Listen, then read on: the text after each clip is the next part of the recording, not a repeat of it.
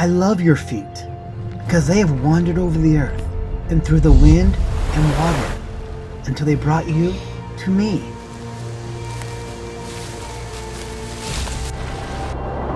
Our feet carry our journeys. They hold our stories. From the first steps we take through childhood and into adulthood. Every step records a sound. Every step holds a memory. It's through our movements our lives grow and change.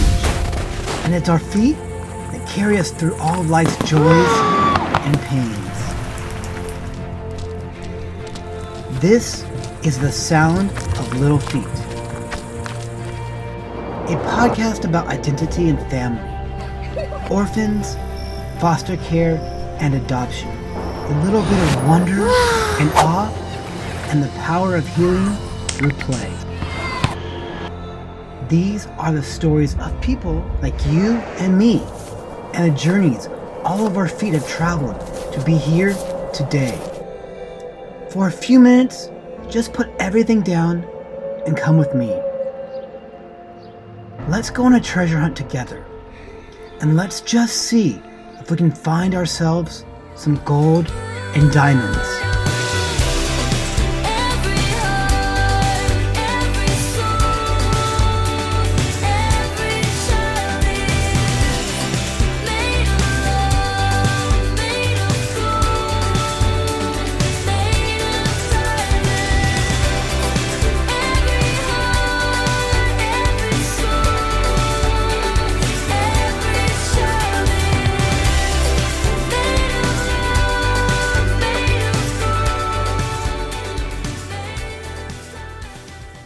Hi everyone, and welcome back to the Sound of Little Feet podcast, a podcast about identity and family, orphans, foster care, and adoption. A little bit of wonder and awe, and the power of healing through play. My name is Matt, and I am the host of this podcast and the founder of the Sound of Little Feet. This is episode number 4.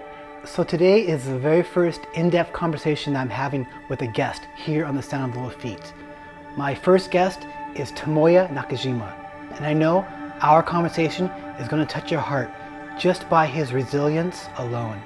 Tomoya is going to be featured in the upcoming documentary, The Things We Carry, which is presented by Keen Footwear and directed by me. I don't want to give too much away about Tomoya's role in the documentary, except for that he provides a face and a voice to the voiceless in Japan and the topics that we were talking about in the documentary. Tomoya realizes how much of a privilege and responsibility his role is in the documentary, and he deeply knows that having a conversation around childhood trauma and how to best support some of Japan's most vulnerable children is an important conversation that needs to take place right now in Japan, especially now as more and more interest around various topics in Japan are being brought up because of the upcoming 2020 Olympics. So both Tomoya and myself realize such a pivotal time right now to highlight the subjects that we both deeply care about. Before I jump into my conversation with Tomoya, I want to announce the details of our first ever contest giveaway. I promised you balloons today, and I didn't want to show up empty-handed, so give me just 1 second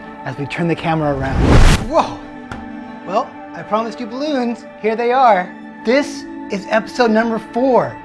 We made it through our first month as a podcast. The fact that anyone's watching this at all is amazing to me, especially given the content that we're talking about here on this podcast. So thank you so much everyone who have taken the time to watch these first 4 episodes. It means so much to me. So let's get into the contest details. This month I'm giving away 10 copies of one of my very favorite children's books ever. It's called The Heart in the Bottle by Oliver Jeffers. If you have not read this, you're in luck because you may win a copy. And if you don't win a copy, please get one. This book will touch your heart. I'm giving 10 copies of these away. I actually have more copies. I have them in Japanese and in English. Keen is graciously donating 1 free pair of shoes to 1 winner. This is Japan specific only. So if you win and you're in Japan, we'll send you a certificate. This is 100% free. You can pick any pair of shoes or sandals that you'd like. I'm trying to work on it for the international audience as well. I'll get back to you about that soon. For our Japan and our international audience, we are giving away a bunch of gift cards. We have one H&M gift card valued at $50. Wow! We have one Amazon gift card valued at $50. Wow! We have one Target gift card valued at $50. Wow! We have one Starbucks gift card valued at $50. Wow! We have one Toho Cinema gift card valued at $50. So why all these gifts and why the celebration? Well, sometimes you just need to celebrate yourself and the small victories in life. I've spent 13 years here in Japan trying to find healing for my father's heart, for my family's heart, for my heart, and for the young hearts of children everywhere living with childhood trauma. And it's taken me so long to even get to this place right here where I'm able to talk to you. The Sound of Little Feet has taken so many years to get to the point where I can even make a podcast and share conversations that mean a lot to me with you and the rest of the world. I'm so grateful to be in this position. So for me to be able to celebrate here today and share and connect with you, this is a victory in my life. And I'm so excited. So why not celebrate? So after this video, all you have to do is click on the link below to enter and possibly win one of these prizes.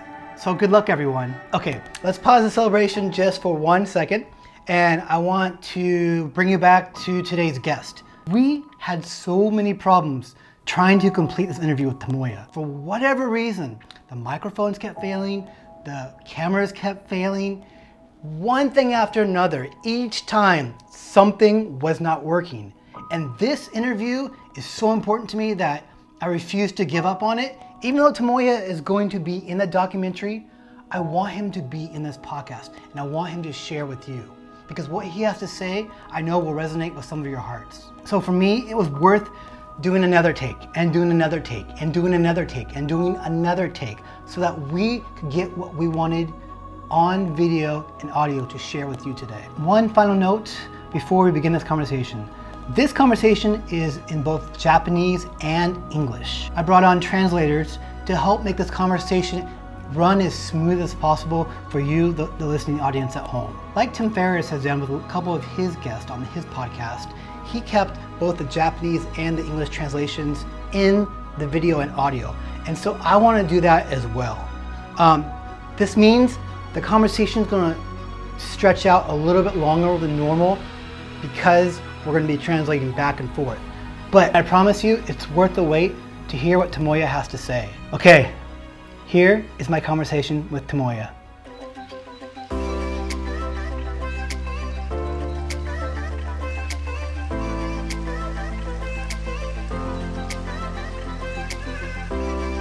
Today, Haru is going to be translating the conversation between Tomoya and myself.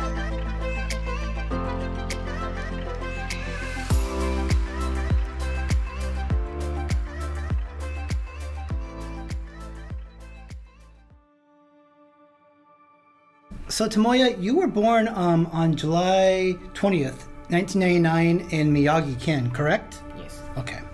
And you have never met your biological father. たことはあるけど顔は覚えてない。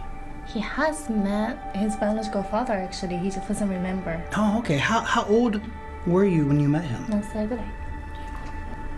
2歳半ぐらいまではなんか会ったことはあるらしいけど全然覚えてない。 I was told that my dad was around until maybe I was 2.5, Oh, okay. but I don't remember it. Oh, okay. I didn't know that. And how long did you live with your mother before she decided to give you over to your grandparents to have you live with them? 3歳から4歳とかそんぐらいから。 About 3 and 4 years old. Okay. And do you remember living with your mom? あまりない。 Not much. You also have one brother and one sister, correct? Did you ever live with them? 一緒に住んだことはない。 No. Okay. So when did you first meet your brother and your sister? お兄ちゃんとお兄ちゃんに会ったのは僕が5歳の時に初めて。 When I was 5. Was that in Fukushima or in Miyagi? ブラザーとかは、宮城にいて、いとこがそこにいて、そこで一緒に住んでて。で自分も宮城に行ってあっはい。So 遊びに行った時。 So he visited his siblings in Miyagi. Okay. So you moved in with your grandparents around 3 or 4 years old. At that point, how often did you see your mom from then on? 月1とか帰ってこない時もあったし、帰ってきてる時もあったし。お母さんが来ればって感じ。Okay, so once a month or maybe even less, depends on when my mother visits. Yeah, okay. So your early memories are probably mostly spent with your grandfather and grandmother, correct? And did you live near the sea? 海の真ん前ぐらいに住んでて。Right in front of the sea. Wow, okay. Can I ask you, how was your childhood? Were you a happy boy or a sad boy? Was life carefree for you as a child, or did you feel like you felt there were a lot of things missing in your childhood? は自由に遊んだりとかしてたけど、でも周りからはすごい心配されてた。So me myself actually felt carefree and I was an active child, but I also sensed that people around me was worried of me. And why did you sense, or what did you sense they were worried about? 多分親、お父さんとかお母さんが一緒にいないから、そのちゃんとなんか大丈夫なのかなっていうふうに言われてたり。People would ask me how I'm doing because I'm not living with my parents. Sure. Yeah. Okay. And can I ask you, what did your grandmother and grandfather do? 何だったの？漁師です。漁師 fishermen. So they were fishermen. So you lived right in front of or right on the sea pretty much, and their daily job was going out to the sea to catch fish. What time did they get up every day? 3時とか。3 a.m. Wow. So you probably had to get yourself up and take care of yourself to get yourself to school. Yeah. Wow. On his own. From what age? でも小学1年生からずっと一緒にいて、僕保育園と幼稚園とか行ってないから。So he skipped primary care. Oh, So okay.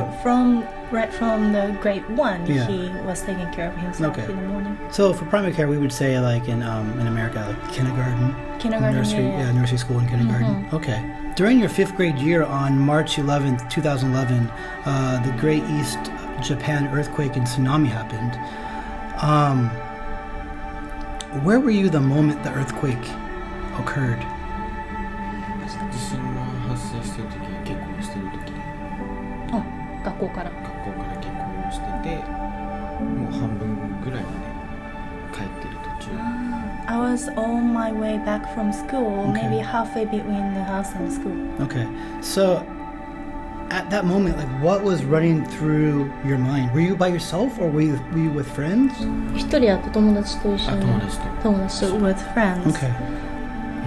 頭の中に。頭の中真っ白で、もう何が起きてるのかもわからなかった。I went blank. Didn't know what was going on.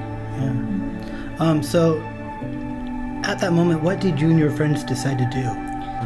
近所っていうかそこの近くにいた人が学校に一回戻れって言われて、それで学校に戻って、それで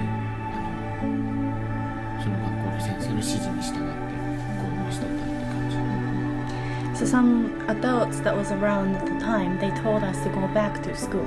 So we went back to the school, and then onward, just kind of followed the teachers. Sure. That was very smart. So your grandparents' house was pretty much on the sea, and you were heading home. Where is the school? Is the school at a much higher elevation? 内陸側っていうか山の近く。山の近くじゃ海抜の高い。海抜の高い。けどそこの近くまでは来てた。Yep, the school is actually closer towards the mountain, so it's Okay. inland, higher elevation, Okay. but tsunami ended up getting pretty close to the Yeah. school. Oh wow. So once you actually did you see the tsunami? Did you see it come in? Were you watching the tsunami come into land? 津波がこう、陸、まだ入ってきたところは見た。見ました。 Wow. 流されてる人も見たし、家も流されてる家に立ってる人も見た。 He saw people being washed away, houses being washed away, people on the house that's being washed away. Yeah. He saw all of that. Okay. Was your grandparents' house washed away? やっちゃった。流され Wow. And may I ask, what happened with your grandfather and your grandmother? じいちゃんは大丈夫だったけど、ばあちゃんが家が海の近くって言ってても、結構高い崖のあ、そう。上で、このぐらいの高さの家、崖だったから大丈夫だろうって家にいたらしくて、津波が来る10分前ぐらいまで電話が通じてたんだけど、そっからはもう通じてなくて、もう流されたっていうことが分かった。でじいちゃんはなんか起きて両親が起きてみたいなのがあって、もう津波が来るって分かったら海の方に逃げないといけないっていうのがあって、それで逃げて、で一回流されたけどその漁師仲間に助けられて大丈夫だった。My grandfather, I'll explain later, but my grandfather ended up being fine. But as for my grandmother, our house, it was near the ocean, it was in front of the ocean, but it was actually on a cliff. Oh. So she thought that it was high enough. It's probably, in fact, this high. We're on the 5th floor right now in the building, right? It's probably about this height. So she thought it was high enough. So she stayed in the house. Then actually around maybe 10 minutes before the tsunami actually hit, we were communicating on the phone. Oh, wow. But from that time on, I lost contact with her, and we ended up finding out that the house was washed away along with my grandmother. Yeah. She's still missing. As for my grandfather, there is a fisherman's teaching regarding tsunami actually, that when tsunami hits, you go towards the ocean, so you actually go out on the ocean. Okay. That's what he did. He did get washed away, but his fishermen friends ended up finding him, putting him up, so he survived the tsunami. Wow. How long was your grandfather missing for until he was found? 1週間から2週間ぐらい。 About a week or two. Okay. And where did they find him? Was it around the same area in Fukushima, or was it a different part of nearby or somewhere else? 近くだ。近く. In the area. Okay. And once you realized that your house was washed away and that your grandmother was missing, what was going through your heart? もう泣き叫んでた。ずっともう信じられなくて、そのじいちゃんもその時は見つかってなかったから、本当に助かってほしいっていう気持ちあったけど、でもその安否不明のリストに2人の名前が載ってて、ずっと泣いてました。So when I found out that the house was washed away and my grandmother was washed away, my grandfather actually had not been rescued yet. Yeah. So both of their names were on the list for missing persons. Okay. And I was in disbelief that they were missing, and I really wanted both of them to be fine. Spent a lot of time crying. Yeah. And during this time, where were you staying? Were you staying at school? Were you staying with friends? その津波が震災が起きて避難していた避難先っていうのは学校？学校だった。School. Okay. And of course, school was shut down at this time. What was going on around the community for like the first week or two? Because really no one could go to school and there was no power and no water. So what were you doing? What was everyone around you doing for those days leading or following after the tsunami happened? 僕1日だけその地元にいて、2日目からはお姉ちゃんに引き取られて、そこで住んでたんですけど、1日目は発電機を使って体育館を明るくして、で毛布とか配ってくれて、で夜におにぎり1個だけで、福島だし3月だったからすごく寒くて、で雪も降っちゃって、ですごい凍えながら一夜過ごして、で朝起きたらお姉ちゃんが来てくれて、そこでずっとでお姉ちゃんの方に行って、でそこで、石油ストーブを焚いて、でその上で味噌汁作ったりとかしてたりしましたね。So I was actually in Fukushima for one night, following the earthquake and tsunami. But for that one night, we were all gathered in the gym. We used power generator to keep the light up. We were given some blankets and then also one rice bowl for the night. But it was March in Fukushima and it actually was snowing. So it was very cold, sleepless night. The following day, my sister came to get me and then eventually moved to her place. And this was in Miyagi? Miyagi. Okay. So she would make me miso soup. Okay. How was your sister able to drive down and pick you up? Because weren't all the local roads closed? 山の方は全然崩れたりとかしてなくて、でそこを通ってきてだけど、なんかその通り終わった後ぐらいにやっぱり地震がすごい大きいのとか何回も来てたから、危ないってことで封鎖されて、ギリギリ大丈夫だったって感じ。So my sister came immediately the following day, and then the roads on the hillside was actually fine, not touched. So that's the road that she took. But afterwards, because there were so many other earthquakes happening, the roads got shut down. So it was unlucky that she got to me before that happened. And how many days or weeks did you stay with your sister? 3週間ぐらい。 3 weeks. Okay, about 3 weeks. And then what happened after that? Like, did you go somewhere else? お母さんなんか電気が通った時に一本の電話が鳴って、そしたら迎えに行くって電話が来て、それで車で来て、それで東京まで連れてかれた。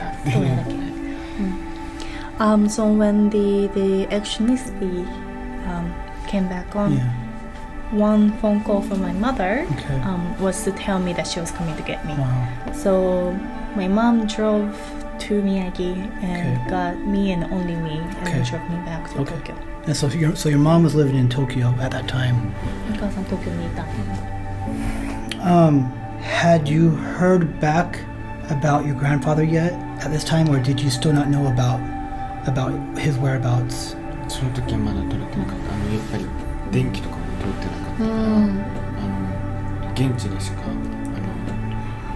現地の役場とかでしかそういうリストが見れなくて、そこまで行けなくて、やっと知ったのが東京に来て、東京は全然大丈夫だったらインターネットで調べたら安否不明のリストからじいちゃんだけに消えてて、それで見つかったっていう分かった。At the time my mother came to get me, I actually did not know about my grandfather yet. Mainly because everything was shut down. I had no way to know or to know the news. Even if he was safe, you had to be in Fukushima on site and manually check the list that's written to know anything. And then I only found out after I went back to Tokyo, searched on the internet, and I learned that my grandfather's name was crossed out from the missing people's list. So when were you able to, I guess, reconnect with your grandfather?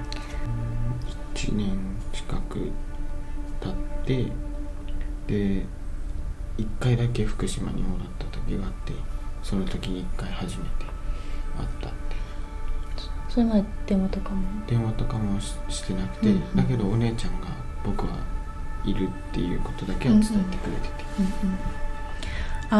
So no phone calls, no contact whatsoever until I had gone back to Fukushima once, only once, about a year later. And my sister had gotten a hold of Grandpa and told him that I was fine. So he knew that, but I actually didn't get to see him until about a year later. Was he in the hospital for a while, or when he was found, like where did he stay? 多分入院してた。やっぱ流されてて、なんか意識とかも朦朧としてたらしくて、それで多分入院してて。I think he would have been in the hospital. When he was found, he was obviously in the ocean, not perfectly conscious, kind of obviously damaged. So I think he would have spent some time in the hospital. Okay. So you come down to Tokyo. What's going through your mind? Are you able to sleep? Do you want to go back to Fukushima to go help out? Do you just want to get out of Fukushima and you're happy to be in Tokyo? Like, what's going through your heart? What's going through your mind during this first month? 全然眠れなかったし、あとはなんか自分だけその東京に来て、なんか悠々と暮らすのも嫌で、なんかだからといってなんかそのお母さんとかお父さんとかもなんか一緒に暮らしたくなかったし、すぐにでも戻りたいっていうのはずっと訴えかけてて、でもダメだって言われて。I couldn't sleep at all, and then also did not like the fact that only me had the safe and luxurious living in Tokyo. Also didn't want to live with my parents or my mother and stepfather necessarily, so I did tell them that I wanted to go back to Fukushima multiple times, but they just refused. And again, you were only 11 years old when this happened? 震災の時は11歳。11歳。Wow. Man. So, you're living in Tokyo. Were you able to contact any of your friends? Or were any of your friends missing? 一個上の先輩がすごい仲いい先輩だったけど、その人がなんか妹を、迎えに行くって言って、家の方に行って行ったら飲み込まれたって感じで、で家族全員飲み込まれちゃったっていう。でもその飲み込まれたけど、そのお父さんだけが助かって、すごいなんかショックを受けてて、それこの前っていうか結構前に会ってそれを聞いた。連絡取れた友達もいた？連絡は取れた友達はいたけど、やっぱりなんか親の前では取れなくて。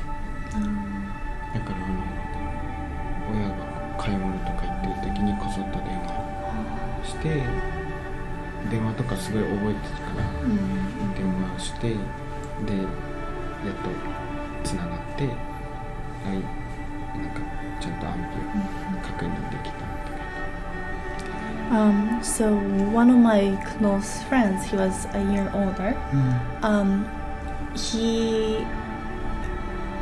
He was caught in tsunami and didn't make it at the end of the day. He went back to get his younger sister so he went back to his house, and his entire family actually ended up getting caught. And then only the dad made it through. I later found out about the whole thing when I reconnected with the dad who survived.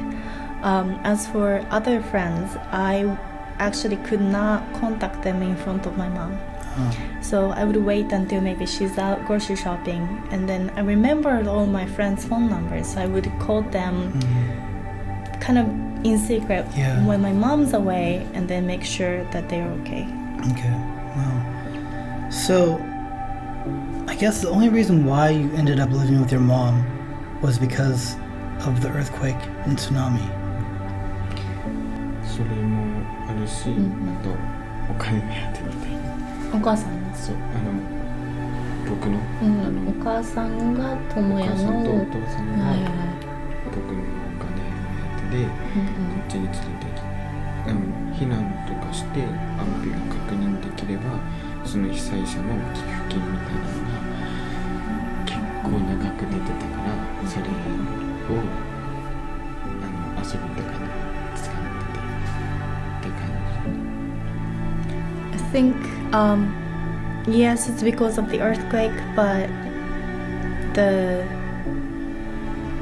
real, I guess, reason why my parents took me in, I think, is for the money, for the benefit that comes from the government to those affected by the earthquake. The money was quite a lot, and they would use that for their own benefit. Okay. でもそのお金を受け取ったなんか僕受け取ってることすら知らなくて、ほらその小学生っていうのもあって、でもなんか受け取ったよってそれで貯金の通帳の中に入れといたよっていうのだけ言われて、その翌年ぐらいにはもうどっか旅行に行っちゃったって感じ。So I didn't actually know at the time that they were receiving all the money. And I was told maybe a year in, I was told that they received the money and they put the money into his saving account. But then following year, starting on, they would go on to like vacations and then wasn't really home. So you're living with your mom, you're living with your stepdad, and then one day they don't come home. Can you explain about that whole situation, you coming home, and then how many days you were there without your parents? 学校に行って、でなんかいつも通りにその鍵とかもらってなくて、でインターホンしてくれたら鍵開けるよって言われてたんだけど、なんか何回押しても出なくて、でそれで他の人が入った時にエントランスの自動ドアが開いたから、それと同時に入って、で自分もその家に行ったら鍵が開いてて、で何かあったのかなって思って急いで行ったら誰もいなくて、で1000円札だけ置いてあって、これで1週間ぐらい過ごしてみたいな感じに書いてあって、でそれでそれで毎週っていうか毎日学校行ってて、もう給食ぐらいしか食べてなくてご飯、それで先生が異変に気づいて、それで児童相談所とかに行ったって感じ。I actually didn't have the key at the time for the house nor the building of the apartment. Then I was told to, when I come home, just ring the doorbell to the apartment. So that day I came home as usual, rang the bell, nobody answered. I waited until somebody went into the building, and that's how I got in. And when I got to the door, it was actually unlocked. So I thought something had happened. So I rushed into the house to find a note and then 1,000 yen. And then the note said, I guess, for this is for the week kind of thing. Yeah. And so I kept going to the school, but didn't really get to eat anything other than school lunch. And that's how teacher found out about what was happening, and how that was kind of, the situation was all consulted at the end. So you find a note from your mom in 1,000 yen, and you continue to go to school, but you don't tell any of your friends, and you don't tell any of your teachers? Nothing. Why did you not tell anyone? なんか迷惑をかけたくなかったっていうのがあって。 I didn't want to cause trouble for anybody. Gosh, what was going through your heart during this time? Like, how many days were you alone for? 1週間半ぐらいか1週間半ぐらい。どんな気持ちだったその間？な。ずっと一人だったし、なんか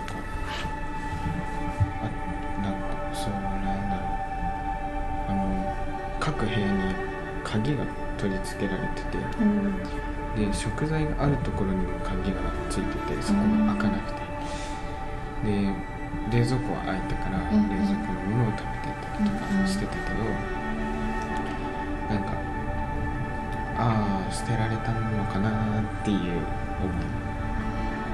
あった。福島に行ってっていう気持ちがすごくあって。It was maybe about a week and a half that I was alone, and I was lonely. All the rooms in the house actually had keys, all the doors, and then including the pantry. Okay. So I couldn't get to that bit of the food. So I ate everything that was in the fridge, because that was the only access that I had to food. And it made me feel that I was abandoned. Yeah. And I felt strongly that I really wanted to go back to Fukushima. Yeah. So, your teachers figured out the situation. で先生が気づいたんだよね。先生が気づいた。 What happened next? その後具体的にはどんなことが？先生が家に来てくれて、状況とか把握してくれて、で、なんかその先生のうちに行くかってすぐ言われたんだけど、拒否したら児童相談所に連れてかれた。So the teacher came home with me to kind of assess the situation, and the teacher actually suggested that I come home with the teacher to go over their place. But I refused to do that, and at the end of the day, the situation got reported to the child custody child services center. Okay. So, what happened the following day? その後に1日2日ぐらいそこで過ごして、で親がこうそこに来て、また引き取られて、で家に帰って。はいはいはい。児童相談所で過ごしてたのね。過ごしてたんで、1日2日ぐらい1日2日ぐらい過ごしてて、で親が来て、今後そういったないようにしてくださいっていうなんだろう、そういうのがあって、でもダメで家に帰ってきて、すごい暴力とか、なんで先生に言ったんだとかそういうのがあって、そういう暴力がずっと続いて、であざとかできちゃって、でそれでもまあ毎日学校行ってた。So I spent a day or two following the reporting, I guess. Following the reporting, I spent a day or two at the child services, and my parents actually came to get me. Oh, so they were back at this point. Okay. And they were warned, obviously, to not let this happen again. Yeah. They took me back to the house. Wow. And then that's when they got violent to me. They blamed me for talking to the teacher about it. Okay. And the violence continued, so eventually I would have noticeable bruise on my arm, all that stuff, but I still kept going to the school. Wow. So I'm sure at some point the teachers noticed the bruises on you. ずっと長袖着てた。 He had long sleeves. Okay. Child services came again, correct? 体育の授業の時に着替えてたら、友達が気づいて、それを先生に友達に言って、それで見せざるを得なかったって感じ。 So I kept long sleeve shirts on and I was hiding it, but for PE class we have to change, and that's when my friends noticed, and they told the teacher, and that's how I ended up having to tell adults about the situation. Okay. So your friends see the bruises, you share it with the teachers. Do the child services come back to your home to take you away, or what happens next? 何が？学校で待機してる。授業中に先生が来てって言われて、で、なんだろうって思って行ったら、今から児童相談所に行きますってなって、それで児童相談所でずっと待機してて、でもう荷物も何もかも学校に置いたままとかで過ごしてて、で親とこう話して、これ以上は返せません、家には返せられませんっていう風になって、そこから児童相談所から保護所に連れてかれて、そこで2ヶ月ぐらい過ごしてた。So the teacher found out, and then I was called up by the teacher in the middle of the class, and they told me that we're going to the child services now. So I left everything that I had at school, went with the teacher to the child services. Child services talked to my parents, and they essentially announced that I'm not going home anymore. As in the child services told my parents that they cannot let me go back to the house. So after that, I was put into a kind of protection child services center, and I was there for a month or two. Okay. Wow. And during that time, where you're staying in this child services protection area, protection home. What's going through your heart and mind at this point? 何も考えてなくて、もうただただ生きるのだけに精一杯だったから。My life was about survival at that time. So I don't think I was thinking much.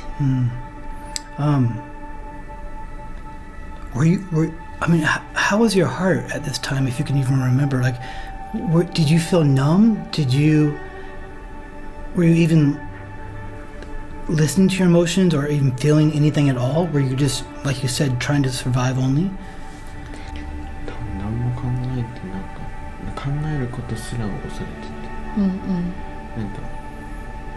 何かを考えてたら、また何かやられるっていう気持ちとかになってたから、それで全然考えずに、それと2ヶ月ぐらいは。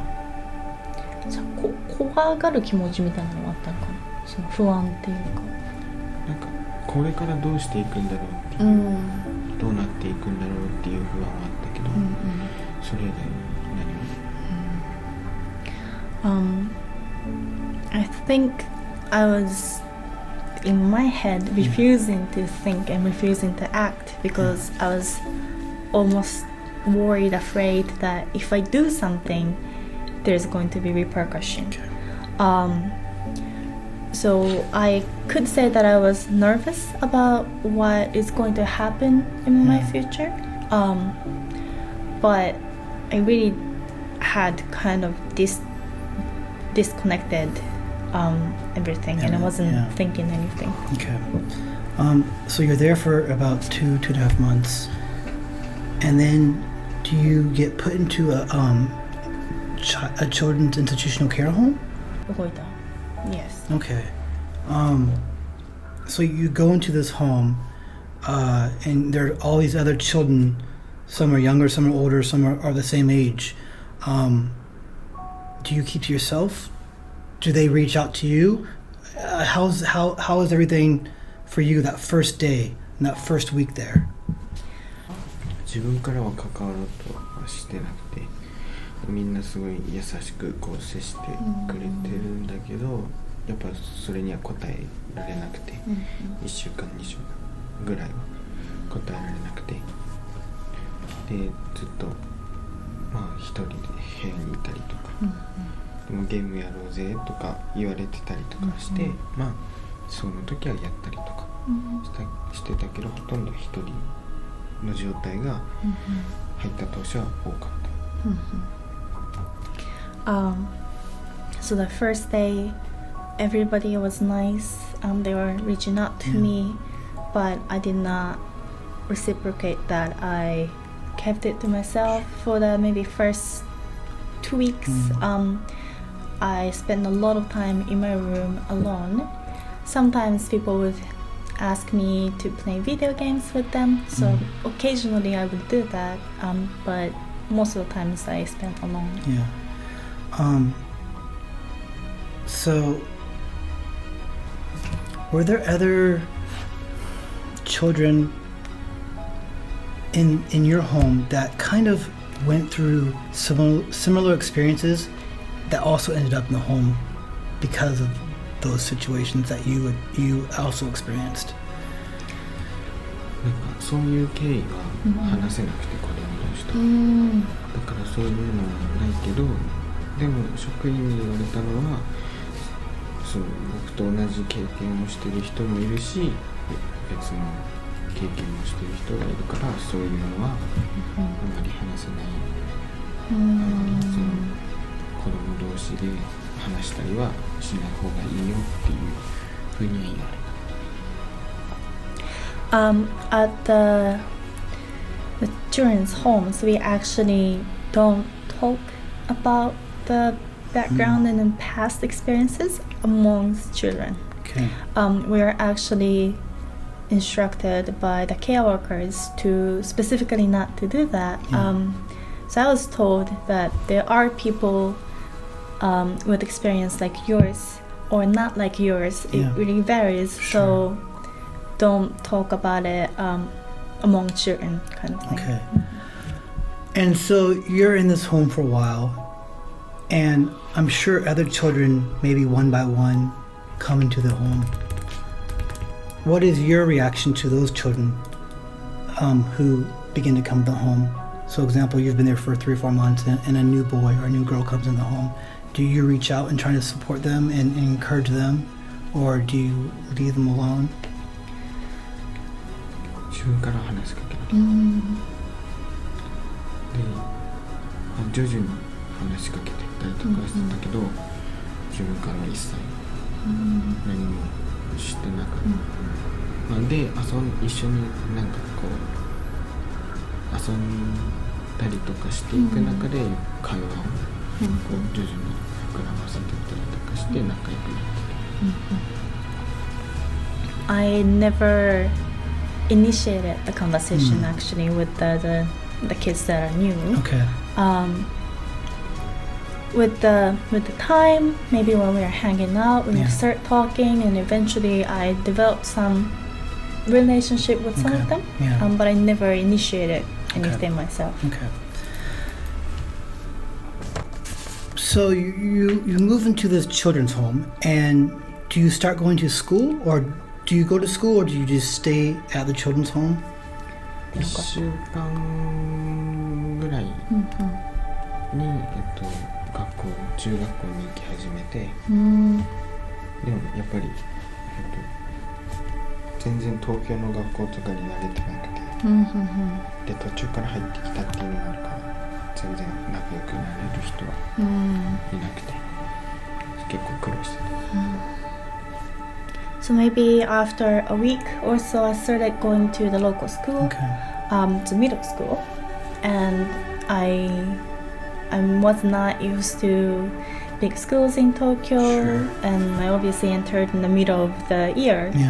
So I had trouble making friends and fitting in. Sure. And because you entered in the middle of the year, I'm sure the students had questions for you. Who are you? Why did you suddenly come to school? What did your parents do? So were there questions that the students were beginning to ask you that made you feel uncomfortable, or that made you have to address your situation?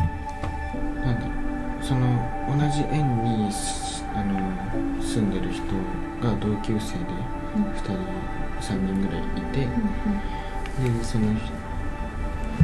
の人とかからは普通になんかその一緒に住んでるんだとかこう言ってくれたりとかして、それでまあ逃れてたというか、助けてもらってたって感じ。じゃあもうホームに一緒に住んでるんだっていうのをその人たちが説明してる。There were many questions like that, and obviously some that made me uncomfortable. And a lot of the explaining actually was done by kids from the same home. There were 2 or 3 in my grade that we lived together in the same homes. So they would intervene, say we actually live together, and that's how I kind of got out of the situation.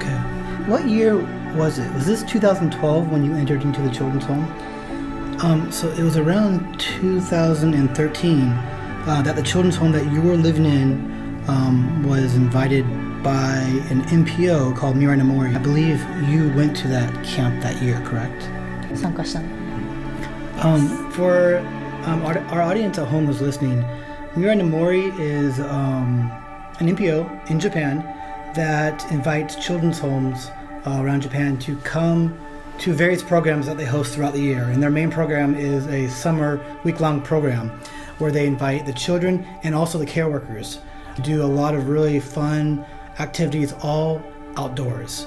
So yeah, that is what we're talking about right now. Also, Mirai no Mori is the place where I first met you, Tomoya. And it's also where I first met you, Haru, as well. Yes. So I think, at least for me, Mirai no Mori has a special place in my heart for both of you. So yeah, Mirai no Mori has a program for first graders up until their 3rd year in junior high school. And then they also have a special separate program for high schoolers only called the LIT program, which means Leaders in Training program. Tomoya, you were part of the Leaders in Training program during your high school years. The Leader in Training program is pretty much there to help equip and provide essential skills for you to help navigate your way as you transition from high school onto your own. So you've been able to experience different programs within Mirai no Mori. I would love to hear about like 1 or 2 things that you've learned through going to these Mirai no Mori programs. 一番学んだなって思ってるのがその人との関わりがすごく大事だなって思って、でも本当にそれまでは全然人と関わ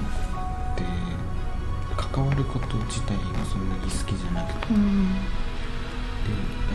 拒絶というか避けてきたところなんですけど、未来の森の、キャンパーとしてもやってましたし、LIT としてもやってて、すごくその人との関わりってすごい大事だなっていうのを身に染みて。One of the things that I remember is that I learned the importance of human connection, to have relationship with others. Before, I almost avoided. I didn't really enjoy being connected to other people. But through my experience as a camper and also as an LIT, I really learned that it's important and valuable to have connection with other people. 一個でもコミュニケーション能力がすごいついたかなっていう。I also think that I significantly improved my communication skill. Yeah, I definitely think you did. What do you, so still stay on the topic of Mirai no Mori, what do you think the activities at camp did for all the campers? やっぱり1日目とかはみんなバラバラとかなんですよね。だけどやっぱり1日2日こう経っていくにつれてみんな本当に友達のようにすごい接してるし、上下関係あまりなくこう楽しめてるのがすごくいいなって思ってますし、一致団結して最後とかはキャンプファイヤーとか最後のゲームとかはすごいみんな一緒の空気にいる感じがして、すごい一つのチームとして慣れてるのでいいかなって思います。So I think throughout the week, say first day, we are kind of all on our own, we're all doing individual things. But on the second day, third day, through the activities, we really learn to work as a team, and we all become friends. And like from that sense, like casual sense, we're all friends and we're all one team. And that really shines. It really feels like we're sharing one thing. It's one atmosphere. And I think it's one of the biggest takeaways that we get to work as one team. I guess, do you feel you learned anything about yourself at the Mirai no Mori programs? Is there something that through the whole experience during your whole time at Mirai no Mori, is there something that you were able to take away that you learned about you? ありましたか？自分についてでもなんかそう考える力がすごいついたな。キャンパーだけどこういう時はなんか沢の上ではしっかりと一列になって歩かないといけないとか、そう僕の下の学年のこととかに注意とかしないといけないっていうそういう考える能力がついたかなと思います。I think I learned and developed my own ability to think, to actively think. I understood why we are doing things the way we do. Sure. I understood why some of the safety thing was important for a stream hike. I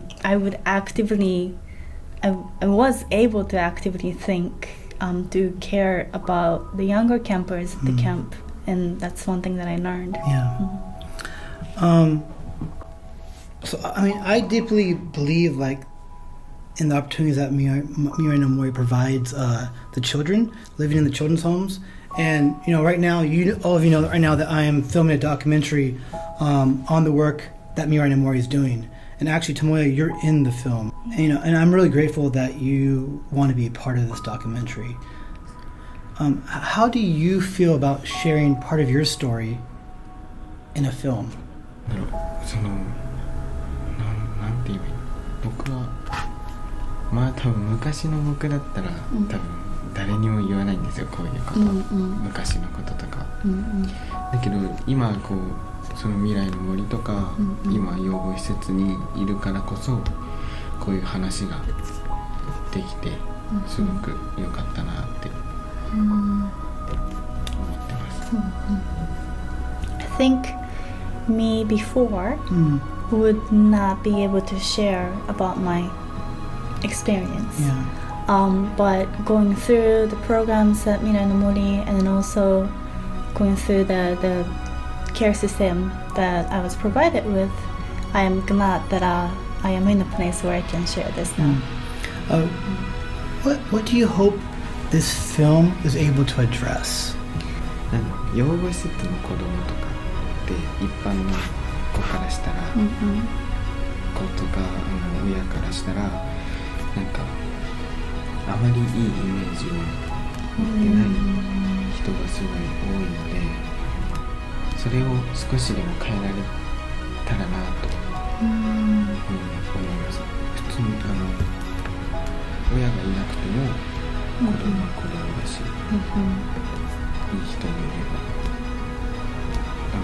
親がいてもいい人がいれば、悪い人もいるし、施設にいてもいい人がいれば悪い人もいるし、全然親がいるのいないが変わらないっていうのを伝えれたらなと、あまりその悪いことをしたからこういう施設にいるんではないっていうことも知ってほしいなと。I think that there's a negative image, negative impression around children who live in care homes, whether it be from other children or their parents. They kind of have a negative image towards this, but I hope that this film will be able to cast a light on the situation and change that a little bit. I hope that we can deliver a message that kids are kids, regardless of if they live with parents or don't live with parents. There are bad parents and there are good parents. There are good people and bad people in care systems. It's not that different just because we live in institutional care. And also to really make a point that it's not because we did bad things that we as children ended up living in institutional care, like the care homes. There is just circumstances that happen, and again that we're not all that different from other people. So, yeah, I mean, my hope for this film is that I just want to tell a real human story and also be able to bring empathy inside the home so that people outside who don't understand can be able to really connect with you, and through you be able to connect to the other children's situations and want to help. You've expressed to me that you want to show another side of the care home experience, because you said it often gets painted in a negative light.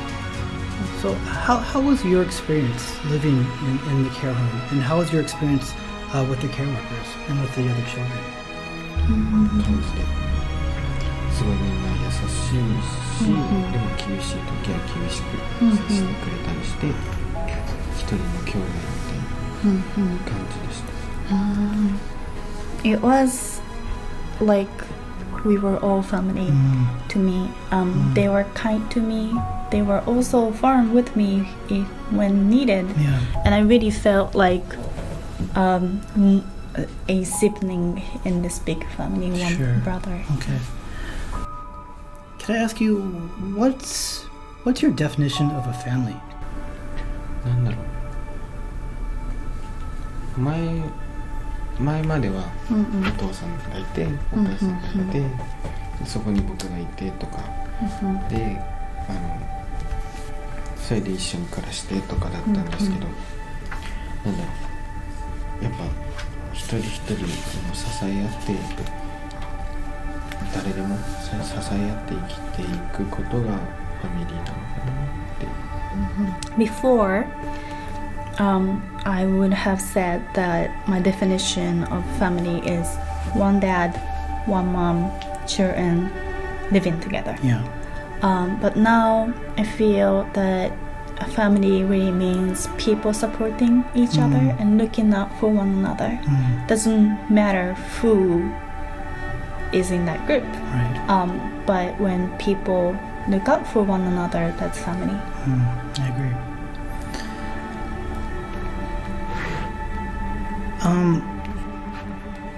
Regarding you and just everyone who lived in that home, do you feel and did they feel like they matter?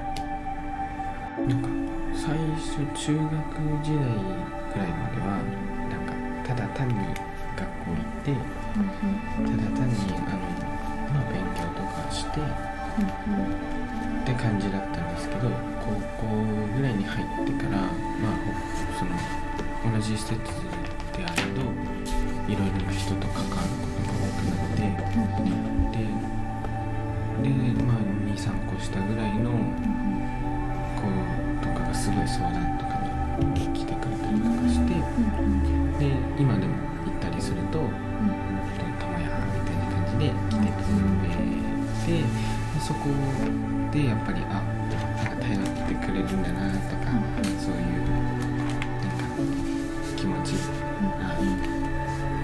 ていいんだなっていう、なんかそういう気持ちがあって、すごくその時はすごい嬉しい気持ちというか、そういう気持ちがあります。I think for me personally, maybe up until high school, I didn't find much meaning in. I just repetitively went to school, studied, and that was all that was. But maybe after entering high school, started talking to more people, and I did also have some kids younger than me starting to ask me for advice, kind of starting to rely on me, and in that connection I found sense of worth, sense of belonging, and I felt quite happy that somebody had trusted me and kind of needed me for something.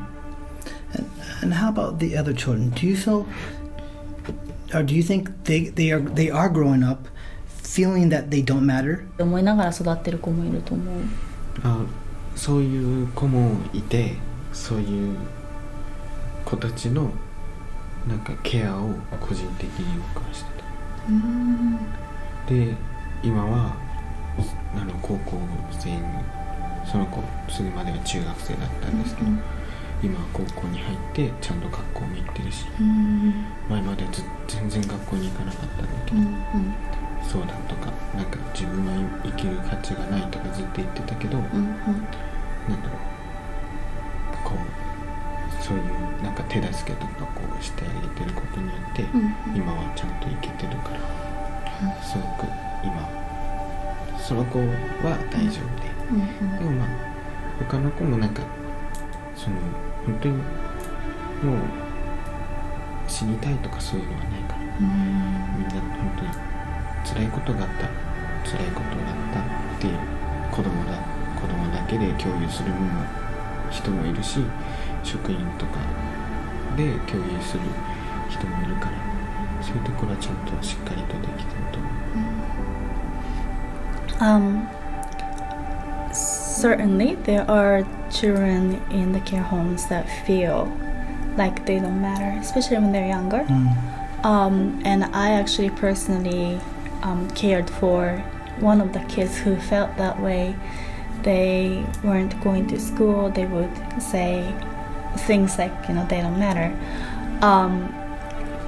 And through me personally caring for that particular person and helping out, giving them advice, that child is actually now in high school, and they started going to school, so I feel that they made it through, that they are okay. And as for other kids in the care home, some kids share that sense, or if they need help, some kids do that among themselves. Some kids go to care workers. That's great. Okay. And then, can I ask you, how do you view yourself right now? You're 19 now. You have aged out of the institutional care system, so now you're living on your own. What do you think about your life, and how do you feel about you right now? ちょっと大変かな。大変。どういうところが？一緒だと思うんですけど、なんか本当に何もずっとみんなに助けられてこう生きてきたと、それで今いざ一人でこう過ごしていかないっていうとなると、すごい食生活もやっぱり崩れたりするし、お金の使い方とかも、崩れたりとかするから、そういうところがやっぱりなんだろう、気をつけないといけないことだし、大変なことだし、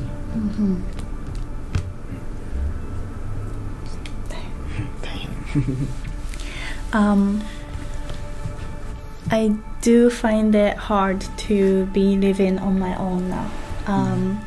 I've had support all my life, support of others, and now have to be on my own.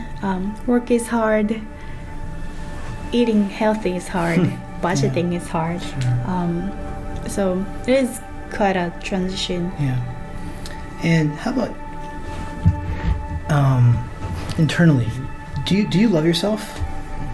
なんか一人になる時はいいから、その時にやっぱ昔のことを考えたりとかしてしまうと、ちょっとネガティブになってしまったりとかする。Now that I'm living on my own, I find myself alone often. And those times, sometimes I feel more negatively remembering my past. Sure. So, do you have nightmares, or do you have reoccurring thoughts and struggles that you think about every day? なんだろう、頭から離れないことというか、なんか、ずっとこういろいろなこと、これからどうしていけばいいかとか、あとすごい人の心配とかしちゃう。この子大丈夫かなとか、この彼女大丈夫かなとか、そういうことをこう考えすぎてしまって、夜とか寝れなくなってしまったから、すごく、ほぼ毎日のようにあるから。I think somewhat of non-recurring thought, but more of what occupies my mind these days is worries for others. Okay. So I worry for the kids that still are in the system. I worry for my girlfriend.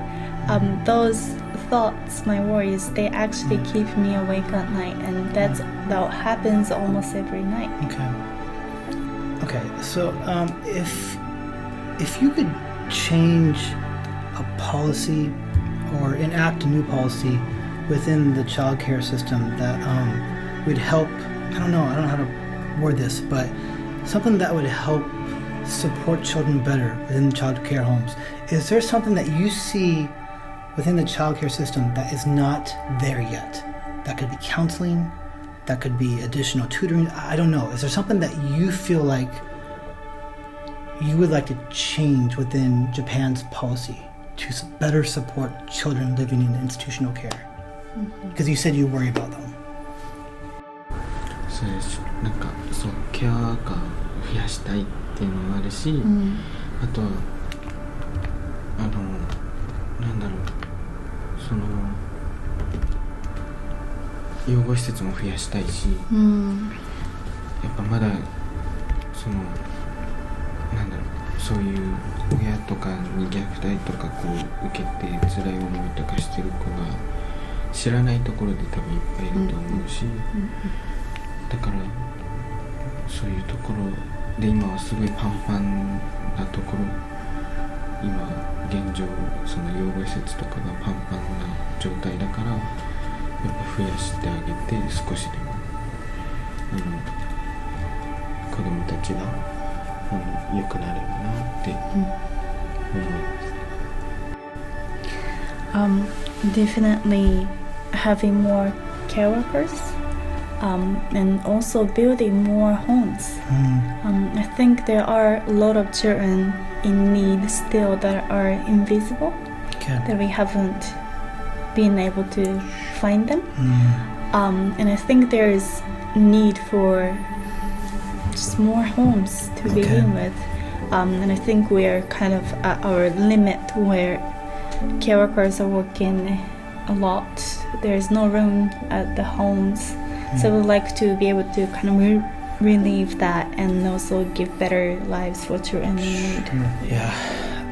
So can I talk to you about counseling? Is counseling offered within the home? Like, does an outside counselor come and give counseling one-on-one to children?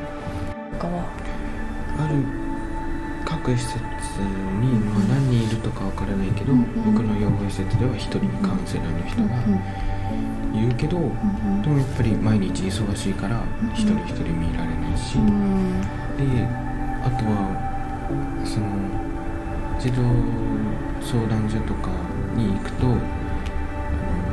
カウンセラーの人とかがすぐついてくれるんだけど、でもその人も年度ごとに変わったりとかする人もいるし、急にいなくなったりとかすることが多いから、そういうの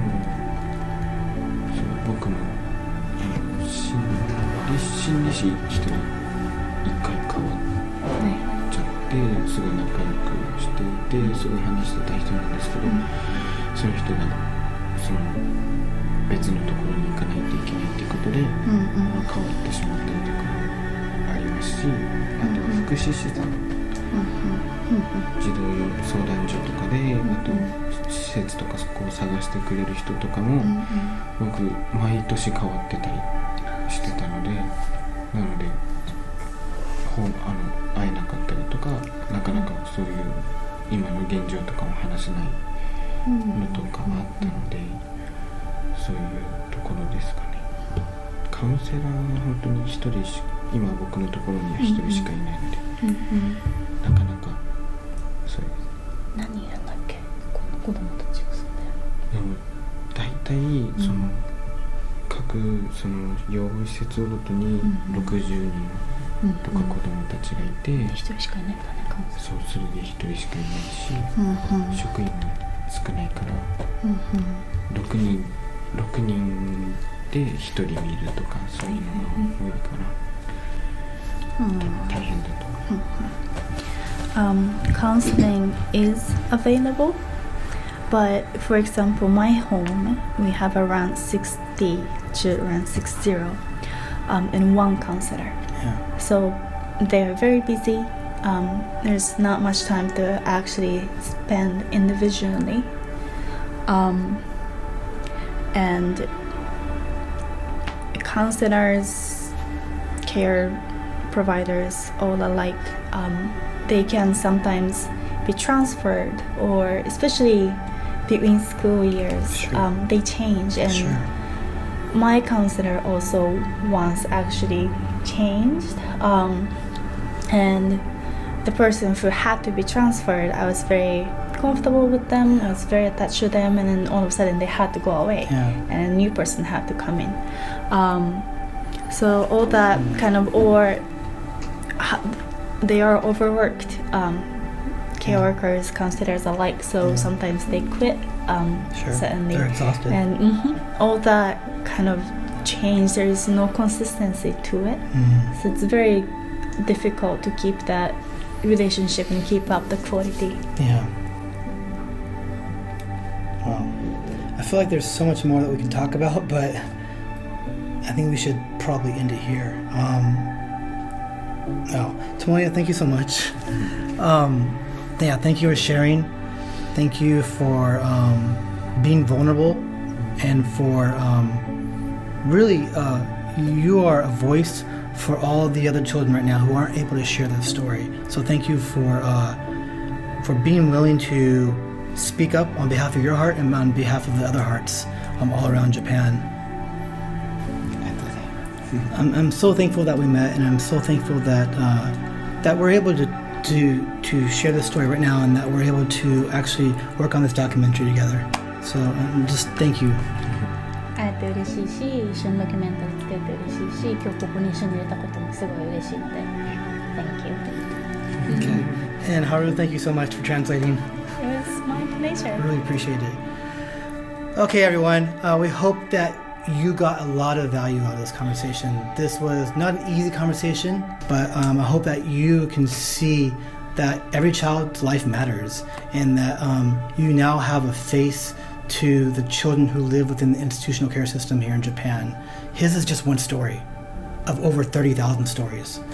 So thank you so much for listening to The Sound of Little Feet today, and we'll see you next week. Thank you. Thank you. I want to say thank you to Tomoya for being so open with me and for meeting me so many different times to sit down and actually have this conversation, not only for the podcast, but for all the prep work required for the documentary. Tomoya's story does not represent all the children living within the institutional care system, but it does represent some. There are a lot of abused children who are taken away from their families and put into the institutional care homes. And there are children whose parents have abandoned them. There are children whose families have passed away and they have no one. So different parts of Tomoya's story do actually connect with different children within the institutional care system. But because there are over 30,000 children currently within the institutional care system, there are so many different stories. So what did you think? Do you have any questions for Tomoya? If you do, you can comment below on the comment section, or you can send us a private message over at thesoundoflittlefeet.com. Thank you so much, everyone, for taking the time to listen to today's conversation. Again, please click below to enter the contest. You can do it throughout all of November, and we look forward to seeing you back here next week.